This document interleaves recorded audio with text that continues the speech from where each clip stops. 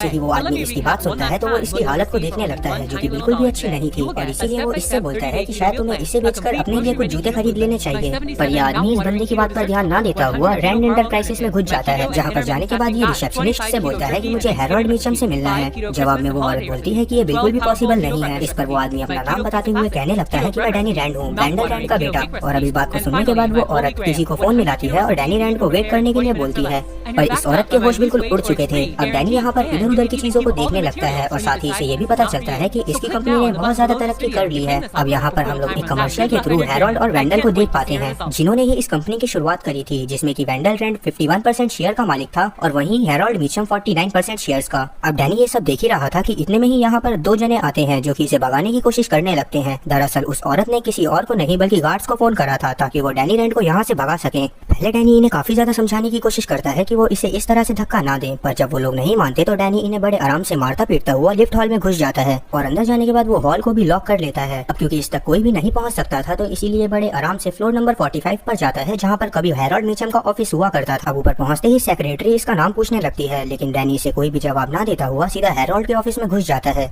जहाँ पर हैरोल्ड नहीं बैठा हुआ था। और अब इस बात को देखने के बाद डैनी काफी ज्यादा शॉक होता है और इससे हैरोल्ड का पता पूछने लगता है, पर सामने बैठा आदमी उल्टा इससे ही सवाल जवाब करते हुए इसके बारे में पूछता है। अब ये दोनों आपस में बातें कर ही रहे थे कि इतने में ही यहाँ पर एक लड़की भी पहुंच जाती है, जिसे देखने के बाद डैनी बोलता है कि शायद तुम जॉय हो, और वो सामने खड़े लड़के से बोलता है कि तुम वार्ड हो।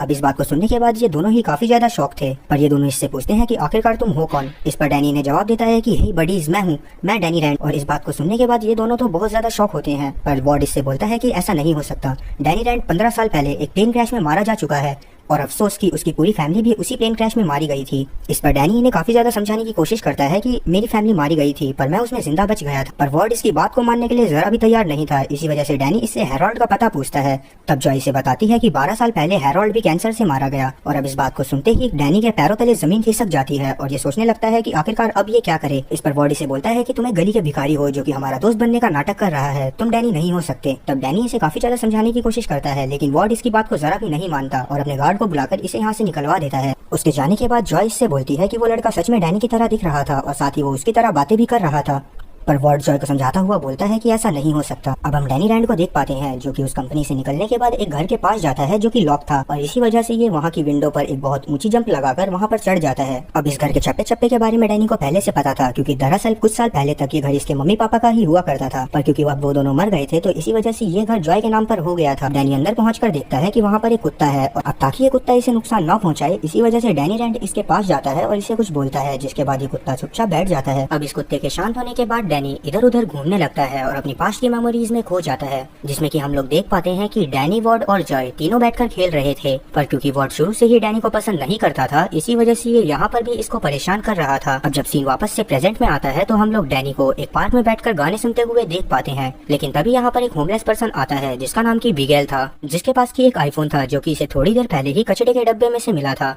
इसीलिए डैनी अपने बारे में इसे कुछ सर्च करने के लिए कहता है और इंटरनेट पर लिखी इन्फॉर्मेशन के हिसाब से इसे ये पता चलता है कि डैनी रैंड और उसकी फैमिली 15 साल पहले हिमालय के एक प्लेन क्रैश में मारे गए थे, जिसके बाद उनकी बॉडीज तक नहीं मिली। और अब इस बात को जानने के बाद डैनी को काफी ज्यादा दुख होता है और ये सोचने लगता है कि आखिरकार अब ये बाकी सबको यकीन कैसे दिलाए कि यही डैनी रैंड है। अब आगे के सीन में हम लोग देख पाते हैं कि अगले दिन डैनी उसी घर के सामने जाता है और अब जैसे ही जॉय उस घर में से बाहर आती है तो डैनी उसके पास जाकर उसे अपने बारे में बताने की कोशिश करने लगता है। ये इसे पास्ट की काफी सारी मेमोरीज याद दिलवाता हुआ बोलता है कि मेरा यकीन करो, मैं ही डैनी रैंड हूँ।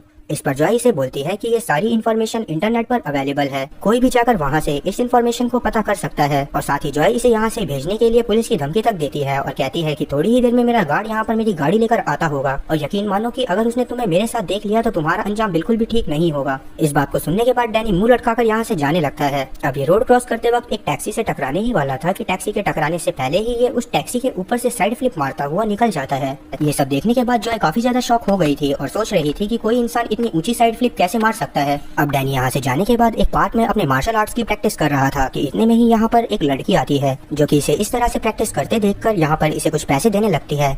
अब ये इसके बॉक्स में पैसे डालने के बाद अपने डोजो सेंटर के पैम्पलेट्स लगा रही थी। इतने में ही डैनी वो पैसे उठाकर इसके पास आता है और इससे कहता है कि मैं कोई भिखारी नहीं हूँ, मैं बस अपने मार्शल आर्ट्स की प्रैक्टिस कर रहा था। लेकिन कॉलिन वो पैसे वापस लेने से मना कर देती है और यहाँ से जाने लगती है। तब डैनी इसके पास आते हुए इससे कहने लगता है कि मैं तुम्हारे डोजो सेंटर में कुछ काम कर सकता हूँ। जवाब में कॉलिन इसे बोलती है कि मुझे माफ करना, पर मेरे डोजो सेंटर में तुम्हारे लायक कोई भी काम नहीं है। वहीं हम लोग जॉय को देख पाते हैं जो कि वार्ड को इन सभी चीजों के बारे में बता रही थी और कह रही थी कि शायद हो सकता है कि वो सच में डैनी रैंड हो। जवाब में वार्ड बोलता है कि उस आदमी का हमें कुछ करना पड़ेगा, वो बंदा बस हमारे इमोशंस के साथ खेल रहा है क्योंकि वो जानता है कि उस दिन प्लेन क्रैश में हमने अपने एक बहुत अच्छे दोस्त को खो दिया और वो बस हमारे पैसों के ऊपर कब्जा करना चाहता है। इस बात को सुनने के बाद जॉय वापस से वार्ड की बातों से कन्विंस हो जाती है। लेकिन अब जब वार्ड वापस अपने घर जा रहा होता है तो हम लोग देख पाते हैं कि इसकी गाड़ी में डैनी रैंड पहले से ही मौजूद है, क्योंकि इसे वापस से सब कुछ याद दिलाने की कोशिश करने लगता है। और वार्ड इससे नहीं डरता और अपनी गाड़ी में से गन निकालकर इसके ऊपर पॉइंट कर देता है। अब ये सब देखने के बाद डैनी काफी ज्यादा गुस्से में आ गया था, इसी वजह से ये पहले तो वार्ड को वार्निंग देता है, पर जब वार्ड गन नीचे नहीं करता तो डैनी पलक झपकते ही उसके हाथ से गन छीन लेता है और उल्टा उसी के ऊपर पॉइंट कर देता है। और क्योंकि डैनी यहाँ पर इसे मारने के लिए नहीं आया था, इसी वजह से ये गन को साइड में फेंकता हुआ गाड़ी ड्राइव करने लगता है। इससे बोलने लगता है कि मुझे बताओ कि आखिरकार मेरी फैमिली के साथ क्या हुआ था। जवाब में वार्ड बोलता है कि तुम्हें हमारी कंपनी में से एक फूटी कौड़ी तक नहीं मिलेगी। इस पर डैनी बोलता है कि मैंने तो पैसों की बात ही नहीं करी, मुझे बस मेरी फैमिली के बारे में जानना है।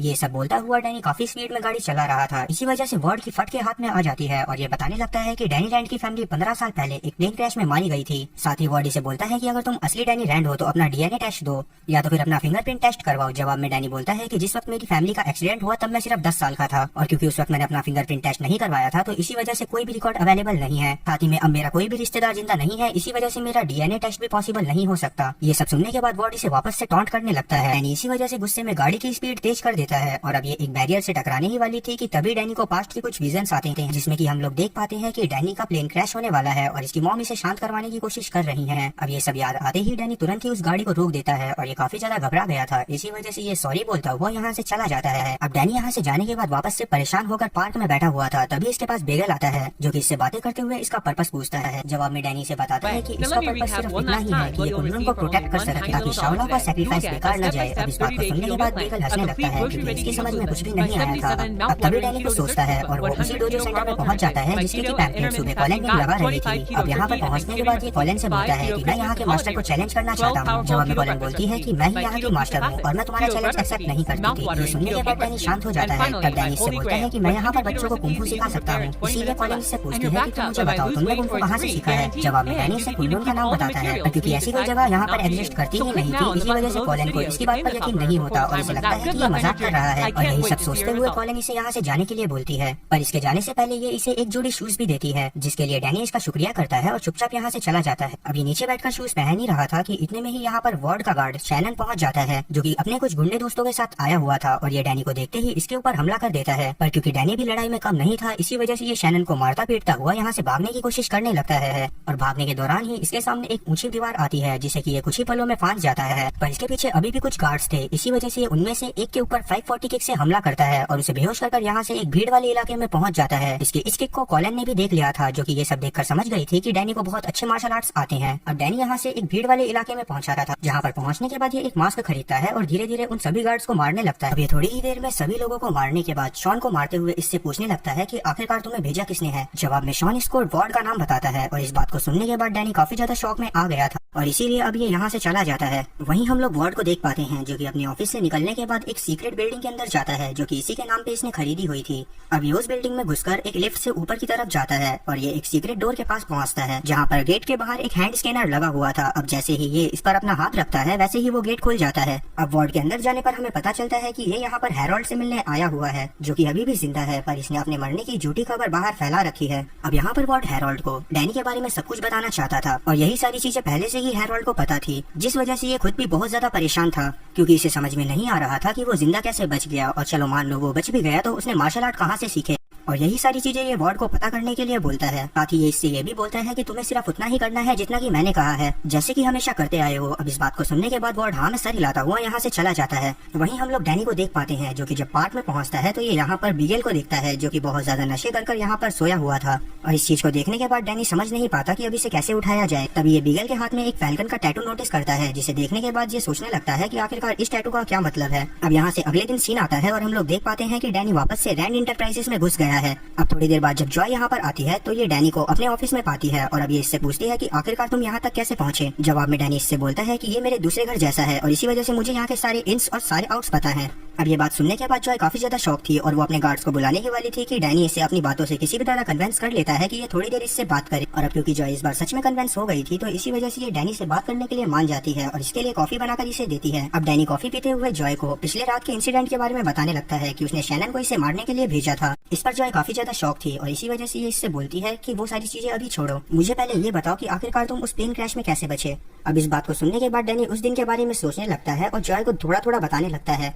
अब डैनी उस इंसिडेंट के बारे में याद कर ही पाया था कि तभी इसको कुछ होने लगता है और इसे समझ में आता है कि ये सब जॉय की एक चाल थी और उसने कॉफी में कुछ मिलाया हुआ था। ये चीज समझ में आते ही डैनी तुरंत खड़ा हो जाता है और जब तक डैनी को ये समझ में आता है तब तक इसकी आंखों के सामने धुंधलापन छा गया था। अब ये उस धुंधलेपन में अपने सामने वार्ड और जॉय दोनों को देख पाता है और उन दोनों में इसे वो दो मॉन्क्स दिखते हैं जिन्होंने इसकी जान बचाई थी। अब जब डैनी की आंखें वापस से खुलती हैं तो ये अपने आप को एक मेंटल असाइलम में पाता है जहाँ पर इसे बांध कर रखा हुआ था। अब ये होश में आया ही था कि तभी डॉक्टर इसे वापस से बेहोश कर देता है। अब डैनी के सपने में हम उस इंसिडेंट को देख पाते हैं जब इसका प्लेन क्रैश हुआ था। तब वहाँ पर डैनी और इसके मम्मी पापा बहुत ज्यादा ही घबराए हुए थे क्योंकि ये समझ गए थे कि शायद ये इनका आखिरी दिन है। तब डैनी के पापा और डैनी की मम्मी दोनों ही डैनी को आखिरी बार आई लव यू बोलते हैं और इतने में ही इनका प्लेन जाकर हिमालय की चोटियों से टकरा जाता है। और इस एपिसोड के लास्ट सीन में हम लोग डैनी के आईपॉड, जिसको वो हमेशा अपने पास रखता है, उसको बर्फ में पड़ा हुआ देखते हैं और इसी के साथ इस शानदार एपिसोड का अंत होता है।